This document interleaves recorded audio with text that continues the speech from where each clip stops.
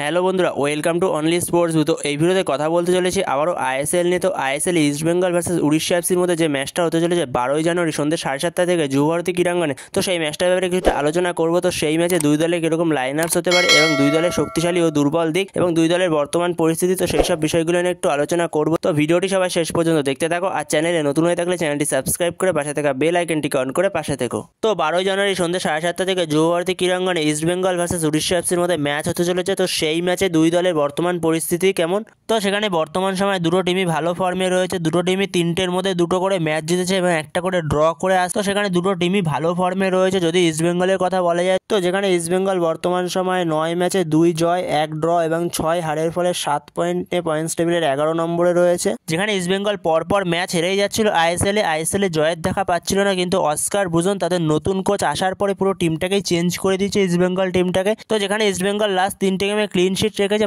তো সেখানে খুব সুন্দর ফুটবল খেলছে ইস্ট বেঙ্গল নতুন কোচ অস্কার ব্রুজনের অধীনে। যেখানে ইস্ট বেঙ্গল 9 ম্যাচে গোল খেয়েছে 12টা এবং গোল করেছে 7টা। তো যেখানে ইস্ট বেঙ্গলের গোল করার রেকর্ডটা খুবই বাজে রয়েছে, যেখানে 9 ম্যাচে 7টা গোল করেছে। তো যেহেতু ইস্ট বেঙ্গলের প্রথম দিকে খুবই খারাপ অবস্থা ছিল, তো সেই কারণে ইস্ট বেঙ্গল গোল করতে পারেনি, কিন্তু এখন ইস্ট বেঙ্গল ভালো খেলছে বর্তমান সময়। তো ইস্ট বেঙ্গলের ওই দিমিত্রি ডিয়ামান্টাকোর সাথে আগের ম্যাচে ক্লেটন সিলভা খুবই সুন্দর ফুটবল খেলেছে। তো সেই জায়গায় ইস্ট বেঙ্গল আস্তে আস্তে ভালো ফর্মে ফিরেছে। তো সেখানে ডিফেন্সে 12টা গোল খেয়েছে, কিন্তু বর্তমান সময় ইস্ট বেঙ্গলের ডিফেন্স খুবই শক্তিশালী লাগছে। যেখানে ইস্ট বেঙ্গল লাস্ট 3টে ম্যাচে ক্লিন শিট রেখেছে, তো খুবই সুন্দর ডিফেন্স করছে। তো সেখানে দেখা যাক হুগো বুমোস, ডিওগো মরিসিও এদের বিরুদ্ধে কিরকম ডিফেন্স করে আনোয়ার আলী এবং হিজাজি মাহের এরা। তো এরপরে যদি উড়িষ্যা এফসিকে নিয়ে কথা বলা যায়, তো উড়িষ্যা এফসি বর্তমান সময় 11টা ম্যাচ খেলেছে। তো 11 ম্যাচে 4টে জয় 4টে ড্র এবং 3টে হারের ফলে তারা 16 পয়েন্ট নিয়ে পয়েন্টস টেবিলের 5 নম্বরে রয়েছে উড়িষ্যা এফসি। তো সেখানে উড়িষ্যা এফসি 11 ম্যাচে গোল করেছে 23টা, গোল খেয়েছে 16টা। তো সেই জায়গায় উড়িষ্যা এফসির অ্যাটাক খুবই শক্তিশালী। তো সেখানে তাদের গোল স্কোরিং রেকর্ড দেখেই বোঝা যাচ্ছে উড়িষ্যা এফসি অ্যাটাকটা কতটা শক্তিশালী। যেখানে 11 ম্যাচে 23টা গোল করেছে। তো উড়িষ্যা এফসিকে 5 জন বিদেশি নিয়ে খেলতে হবে। তাদের স্ট্রাইকার রয় কৃষ্ণা গুরুত্বপূর্ণ প্লেয়ার, সে ছিটকে গেছে তার এসিএল ইঞ্জুরির জন্য। তো তাদের 5 জন বিদেশিকে নিয়ে খেলতে হবে। তাও উড়িষ্যা এফসির অ্যাটাক অনেকটাই শক্তিশালী, যেখানে হুগো বুমোস, ডিওগো মরিসিওদের মতো প্লেয়ার রয়েছে, মাঝমাঠে আহমেদ জাহুর মতো প্লেয়ার রয়েছে। তো সেখানে উড়িষ্যা এফসির অ্যাটাক খুবই শক্তিশালী। তো সেই জায়গায় উড়িষ্যা এফসির ডিফেন্সটা কিছুটা দুর্বল।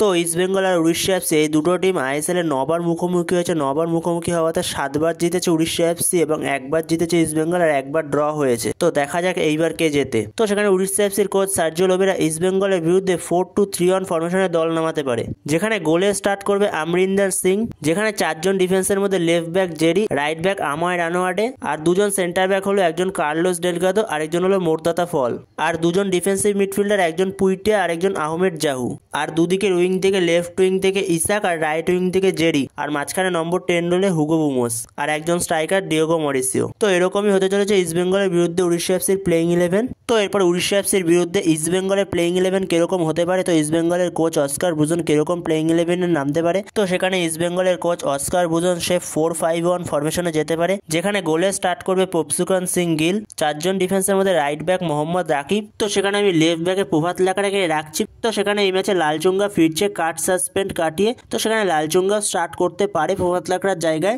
আর 2 জন সেন্টার ব্যাক হবে একজন হিজাজি মায়ের আর একজন আনোয়ার আলী, আর মাঝখানে সৌভিক চক্রবর্তী, সে ডিফেন্সিভ রোলটা প্লে করবে মেনলি। তো অস্কার ব্রুজন মেনলি 4-5-1-এ গেল, সৌভিক চক্রবর্তী মেনলি ডিফেন্সিভ রোলটাই প্লে করবে, ডিফেন্সিভ মিডফিল্ডের রোলটাই। তো সেখানে ডিফেন্সিভ মিডফিল্ডে সৌভিক চক্রবর্তী, আর দুদিকের উইং থেকে লেফট উইং থেকে পিভি বিষ্ণু, রাইট উইং থেকে মহেশ। তো সেখানে নম্বর 10 রোলে 2 জন, একজন মাদি দালাল আর একজন জিকসন। তো জিকসন স্টার্ট করবে যেহেতু সাউল ক্রেসপো নেই। তো যেহেতু সাউল ক্রেসপোর 4টে ইয়েলো কার্ড হয়ে গেছিল, তো সে এমনিও এই ম্যাচে থাকতো না। তো তার সঙ্গে তার হ্যামস্ট্রিং ইঞ্জুরি হয়েছে, তো কিছুদিনের জন্য সে মাঠের বাইরে ছিটকে গেছে। তো সেই কারণে ওই জায়গাটায় এই ম্যাচে জিকসন স্টার্ট করবে।